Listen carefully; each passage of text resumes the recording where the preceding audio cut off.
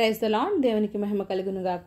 ప్రతిరోజు క్రమం తప్పక వాగ్దానాన్ని వీక్షిస్తున్న ప్రతి ఒక్కరికి యేసయ్య నామంలో శుభవందనములు. సబ్స్క్రైబ్ చేసుకొని అనేక మందికి షేర్ చేసి దేవుని మాటల ద్వారా బలపరచండి. ఈ దినమునకై ఏర్పాటు చేయబడిన దేవుని వాగ్దానము మత్తయి సువార్త 7వ అధ్యాయము 21వ వచనము. ప్రభువా ప్రభువా అని నన్ను పిలుచు ప్రతివాడును పరలోక రాజ్యములో ప్రవేశింపడు. Not everyone that saith unto me, Lord, Lord, shall enter into the kingdom of heaven. నిజమే, ప్రభువా ప్రభువా అని పిలిచే ప్రతివాడు దేవుని రాజ్యంలోనికి ప్రవేశించడు. మరి ఎవరు ప్రవేశిస్తారు? దేవుని చిత్త ప్రకారం ఎవరైతే జరిగిస్తారో వారే దేవుని రాజ్యంలో ప్రవేశిస్తారు అని ఖచ్చితంగా వ్రాయబడింది. అవును, నేటి దినాల్లో అనేక మంది సేవా పరిచర్యలోనికి వస్తున్నారు. కానీ వారిది ఎంతవరకు నిజమైనది? అబద్ధ ప్రవక్తలను గూర్చి జాగ్రత్త పడుడి అని వాక్యమే హెచ్చరిస్తుంది. పైకి బైబిల్ చేత పట్టుకొని 2 వాక్యాలు చదివి చెప్పినంత మాత్రాన వారు నిజమైన సేవకులు అయిపోలేరు. ఆయన పరిచర్య సేవ చేయాలి అంటే ఎంతో సామర్థ్యం ఉండాలి. అంకిత భావం, భారం కలిగి, సేవా భారం కలిగి ఇలా ఎన్నో ఉంటేనే దేవుని సేవలో నిలబడగలరు. క్రూరమైన తోడేళ్ళు గొర్రెల చర్మం వేసుకొని వస్తే సాధువులా మాట్లాడినంత మాత్రాన సరిపోదు.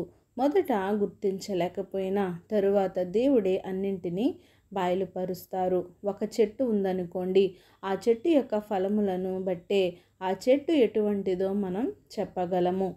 ముండ్ల పొదలలో ద్రాక్ష పండ్లు అయినను, పల్లేరు చెట్లకు అంజూరపు పండ్లు అయినను కోయుదుమా? లేదే. ప్రతి మంచి చెట్టు మంచి ఫలములను ఫలించును, పనికి మాలిన చెట్టు కాని ఫలములను ఫలించును.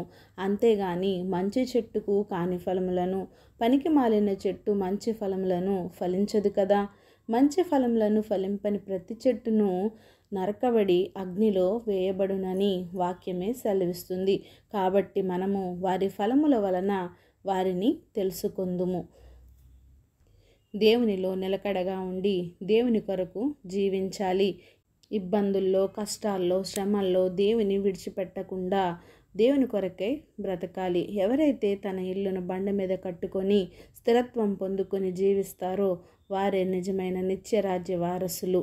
అంతేగాని ప్రభువా నీ కోసం అది చేశాను, ఇది చేశాను, నీ నామమున ప్రవచించాను, నీ నామమున దయ్యాలు వెళ్ళగొట్టాను, అనేకమైన అద్భుతాలు చేశానని చెప్పుకొనిన దేవుడు చివరకు మిమ్మల్ని నేను ఎన్నడూను ఎరుగను, అక్రమం చేయవాలారా నా యొద్ద నుండి పొండని వారితో చెప్పే పరిస్థితిని తెచ్చుకోకూడదు.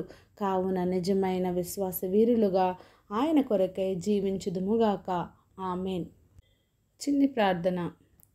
అత్యంత కృప, ప్రేమ, కనికరం కలిగిన మా ప్రియ పరలోకపు తండ్రి, మీరిచ్చిన వాగ్దానమునకే వందనాలు దేవా. ఎవరైతే ఉదయకాల సమయంలో ఈ వాక్యాన్ని విన్నారో, వినిన వాక్యాన్ని విని వదిలిపెట్టేసేవారుగా ఉంచకుండా నాయన వారి హృదయ గదిలో భద్రపరుచుకొని వాక్యానుసారమైన జీవితాన్ని ప్రతి ఒక్కరికి దయచేయండి దేవా. ప్రార్థన అవసరం కోరిన ప్రతి ఒక్క బిడ్డని సమయంలో జ్ఞాపకం చేసుకోండి. బిడ్డ ఎవరైతే నాయన ప్రార్థన అవసరం కోరారో ప్రతి ఒక్కరిని సమయంలో జ్ఞాపకం చేసుకొని వారి అవసరతలను, అక్కరతలను ముందుగా ఎరిగిన దేవుడవు కనుక సమయానుకూలంగా వారి అవసరాలు, అక్కరతలను తీర్చి సమస్త ఘనత, మహిమ, ప్రభావములు మీరే ఆరోపించుకుంటారని యేసుక్రీస్తు ఉన్నత నామమున ప్రార్థించి అడిగి వేడుకొంచున్నాను మా తండ్రి. Amen. God bless you all.